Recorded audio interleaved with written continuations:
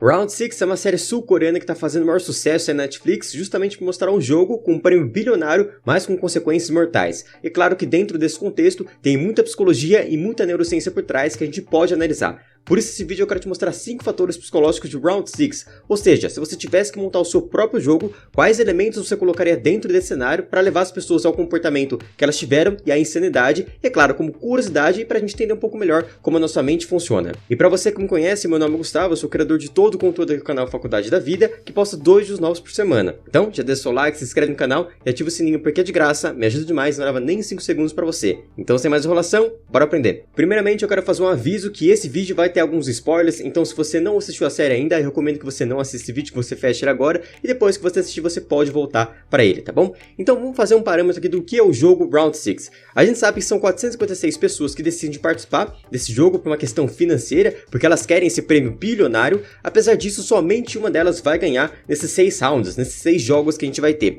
E todos os perdedores, eles pagam essa derrota com a própria vida. Então, a gente precisa responder 3 perguntas sobre esse jogo aqui. Primeira coisa, por que uma pessoa aceitaria esse convite? Se você pensar, apesar de ser um prêmio bilionário, de transformar a sua vida com todo esse dinheiro, de você poder ter um melhor relacionamento, de você poder comer o que você quiser, poder viajar, fazer tudo o que você quiser com o dinheiro, você sabe que apenas uma pessoa vai ganhar. Então, uma em 456 pessoas vai ganhar esse prêmio. Essa é a primeira pergunta que a gente precisa responder. Por que alguém aceitaria esse convite sabendo que a chance da pessoa ganhar é muito pequena, é muito baixa? A segunda pergunta que a gente vai responder também nesse vídeo é: por que as pessoas mudam de caráter? Você vê aquelas pessoas que são pessoas normais, pessoas humildes, pessoas que são trabalhadores, estudiosas, mas que quando chegaram ali naquele jogo, quando começaram a jogar aquele jogo, começaram a atrair os seus amigos, começaram a matar pessoas, começaram a simplesmente enganar os amigos, enganar aquelas pessoas que eles mais gostavam, justamente para eles conseguirem ganhar o tão sonhado prêmio. Então por que isso vai acontecer? Por que nesse cenário, porque nesse ambiente, com esses jogos, as pessoas começaram a mudar um pouco de caráter? E a terceira pergunta que a gente vai responder é: o que leva as pessoas à insanidade? Você vê ao longo de toda a série algumas decisões questionáveis, algumas decisões que você nunca tomaria de forma mais racional,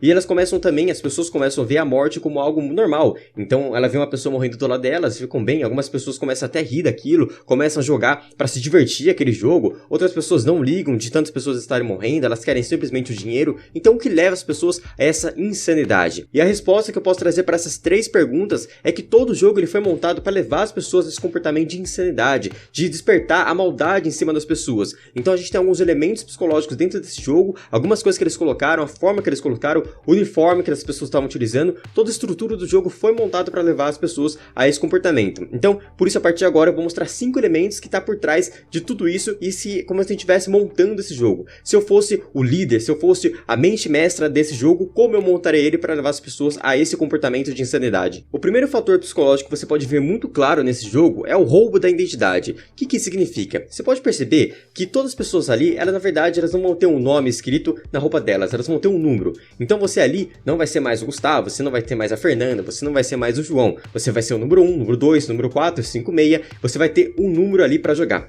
A gente sabe que quando a gente rouba a identidade de uma pessoa, quando a gente troca a identidade dela, a gente coloca todas as pessoas uniformizadas do mesmo jeito, a gente rouba essa identidade, a gente vai despertar nas pessoas uma maldade, uma insanidade, a gente vai despertar nas pessoas algo que elas não fariam num contexto normal. Então você vai ter a mudança de caráter também, e você pode ver o anonimato também nos soldados, aqueles soldados que usavam formato de ou bola, ou triângulo, ou quadrado, você vê também que eles estão em anonimato. É uma das regras, inclusive dos soldados, que eles não podem revelar a sua identidade, senão eles vão morrer. Então a explicação para isso, que a gente já sabe há um tempo, que ao mudar a identidade de uma pessoa, ou mantê-la em anonimato, isso aumenta as chances de comportamentos maldosos, insanidade e mudança de caráter. Então naquele momento, quando eu estou uniformizado como todas as pessoas, e naquele momento eu sou só apenas um número, o que acontece? Eu matar uma pessoa, eu trapacear, eu colocar em risco a vida dos meus amigos, na verdade não seria eu fazendo, mas seria o número 1 fazendo, o número 2 fazendo, o número 4, 5, 6 fazendo. Eu seria apenas mais um dentre todos aqueles. É como se eu tivesse uma outra personalidade naquele momento, eu estivesse em um outro personagem,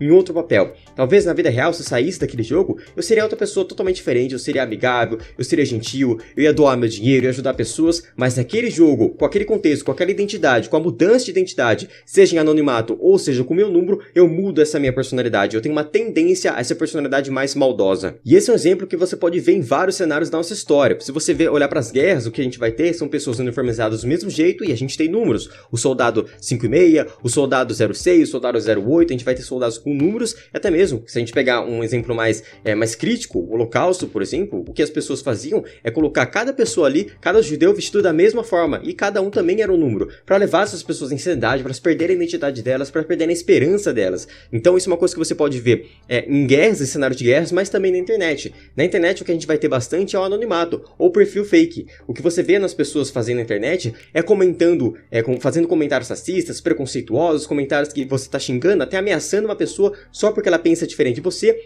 e você faz isso, você xinga essa pessoa e você tem esse comportamento mais agressivo na internet, justamente porque você tem um distanciamento dessa pessoa, distanciamento emocional dessa pessoa que você está comentando, e também você pode estar em anonimato, isso vai despertar esse seu comportamento. Então essa é uma explicação por que pessoas tendem a ser tão mais rígidas, mais negativas na internet. Mesmo que o comentário não seja agressivo ou ameaçador, você vê que as pessoas já têm um tom de voz mais agressivo. Quando elas vão discordar de alguém, quando elas vão falar alguma coisa em um vídeo, elas trazem uma opinião um pouco mais agressiva, justamente porque ela está em anonimato ou falta de identidade naquele momento. O segundo fator psicológico que você pode perceber nessa série Round 6 é a presença de um líder, uma pessoa que manda nos soldados. A gente sabe que a presença de um líder, de uma pessoa, de uma liderança, de uma autoridade naquele momento, é um fator que aumenta a predisposição das pessoas a realizarem coisas que elas não realizariam se elas estivessem sozinhas ou se elas não estivessem sem nenhum tipo de liderança. Então, você vê isso muito em protestos, você vê que em protestos sempre tem aquele líder, aquela pessoa que está guiando as pessoas, aquela pessoa que está falando em cima daquele carro, com um megafone.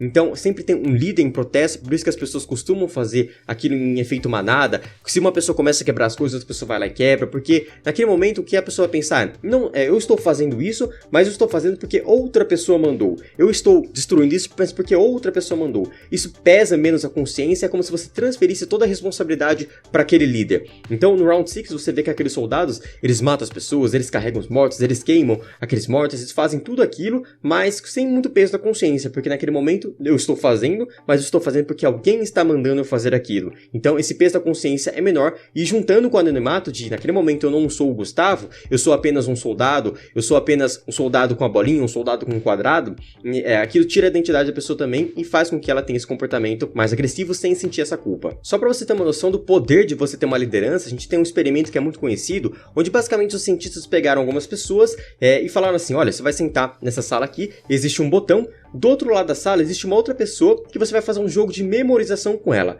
Então você vai falar algumas palavras, essa pessoa vai ter que memorizar, e cada vez que essa pessoa errar alguma coisa, ela esquecer de alguma palavra, esquecer de alguma coisa, você vai dar um choque nela. Cada vez que ela errar, você vai aumentar 15 volts esse choque. Então, a pessoa estava ali sentada, ela sabia que do outro lado tinha outra pessoa que ia levar esse choque, ela não via essa pessoa, apenas ouvia. É claro que essa pessoa do outro lado, ela não realmente ia levar um choque, era apenas um ator que iria reagir conforme aquela voltagem, certo? Ele não estava realmente levando aquele choque, ele apenas atuava fingindo que estava levando. E naqueles botões, a pessoa sabia que cada vez que errar, aumentava 15 volts, mas tinha uma placa escrita assim, olha, a partir de 300 volts, isso realmente é perigoso, isso realmente pode fazer mal à saúde da pessoa. Mas o que acontecia? Existia um líder naquele momento, existia um cientista que falava, olha, você precisa apertar o botão. Ele errou, aumenta 15 volts e aperta o botão.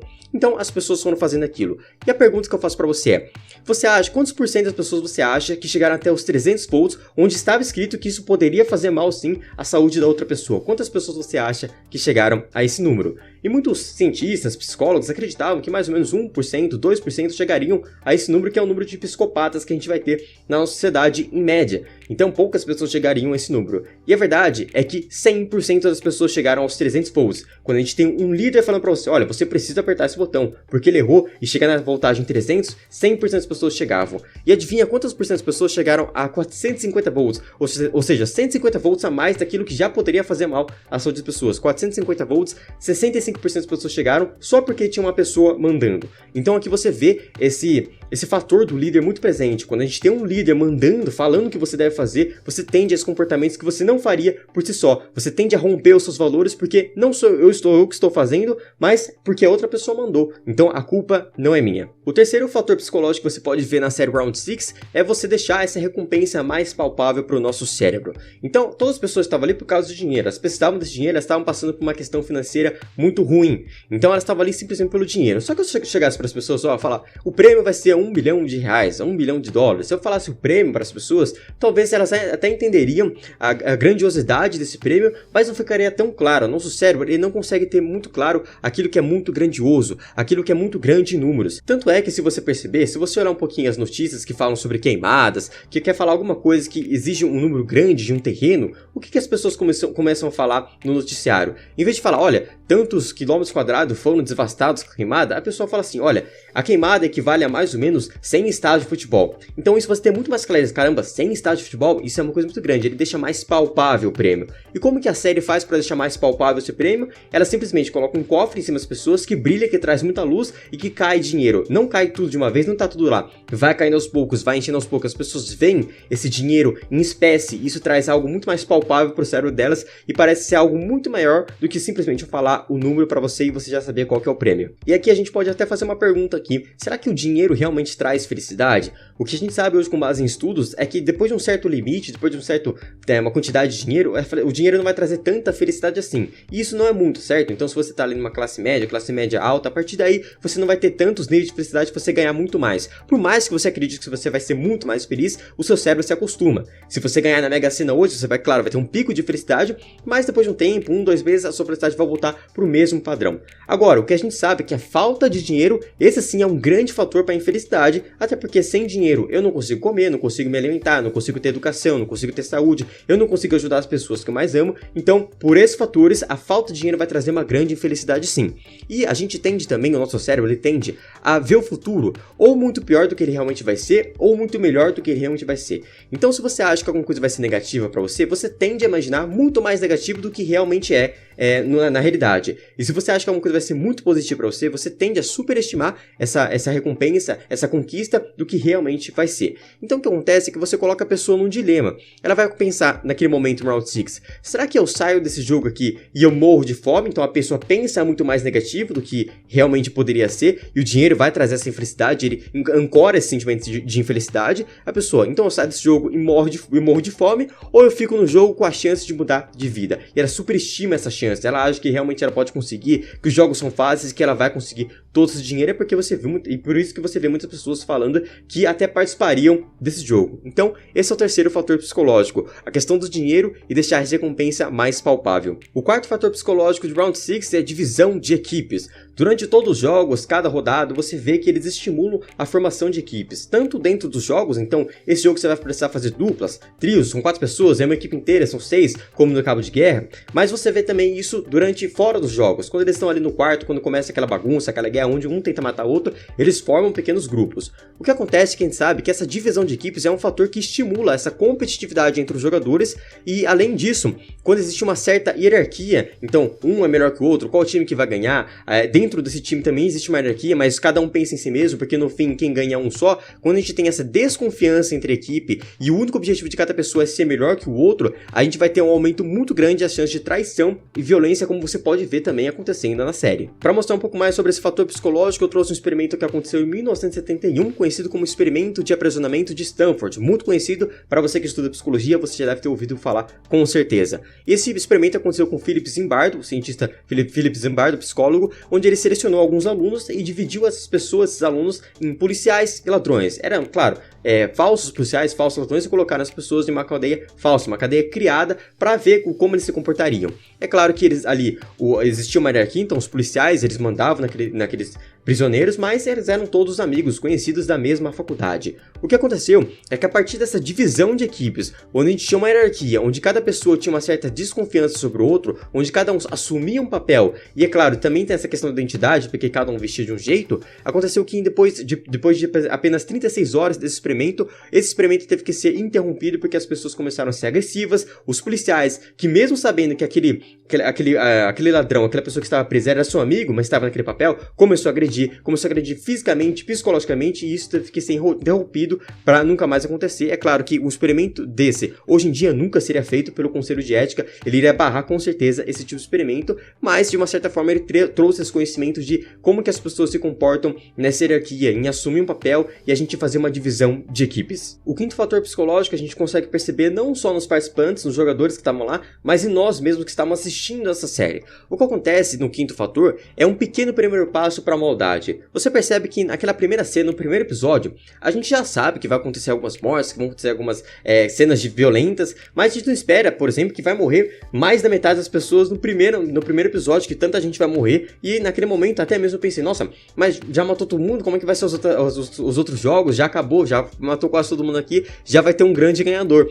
Mas o que você pode perceber nesse quinto fator é que a gente sempre precisa dar um primeiro passo para a maldade, e depois de um tempo o nosso cérebro se acostuma com aquilo. Os jogadores naquele primeiro momento têm um grande susto, algumas pessoas começam a correr, tem aquele efeito manada, as pessoas correndo para a parede e todas sendo mortas, e a gente começa a ficar desesperado, ver tanta gente morrendo, mas depois de um tempo, no segundo, no terceiro, no quarto episódio, no quinto episódio, você vê uma pessoa morrendo, você vê uma pessoa ali caindo ali da ponte, já não é tão significativo para você, você olha aquilo como, mais um aconteceu, e os jogadores começam a comportar dessa forma também, mais um que morreu aqui do meu lado, algumas pessoas começam até a rir daquela situação, até comemorar que os outros estão morrendo. Então você vê que o nosso cérebro se adapta e toda maldade começa com o primeiro passo, toda maldade tem um início. Se a gente vê uma pessoa que ela rouba hoje, ela não começou roubando um grande banco, ela começou roubando uma bala ali no restaurante, alguma coisa na lojinha, alguma coisa numa loja maior, e assim ela foi indo. Uma pessoa que começa a trair as pessoas, ela não começa a trair simplesmente do nada, de forma grandiosa. Ela começa com uma pequena conversa com outra pessoa, depois ela começa a mandar algumas fotos, depois ela começa a se encontrar, então começa aos poucos. Toda maldade, toda violência, tudo aquilo que é negativo, nunca começa de forma grandiosa. A gente vai aos poucos e a gente se acostuma com aquilo.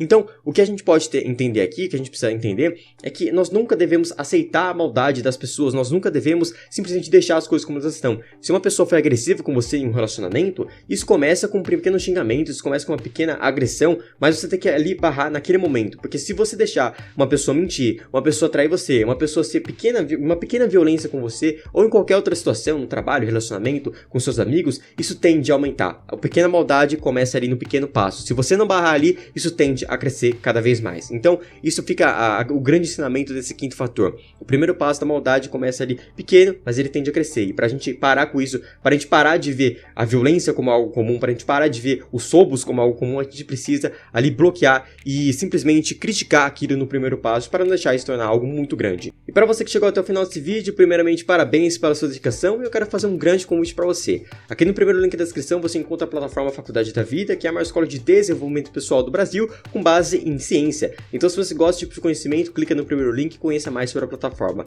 Eu te vejo num próximo vídeo ou dentro da plataforma. Até logo!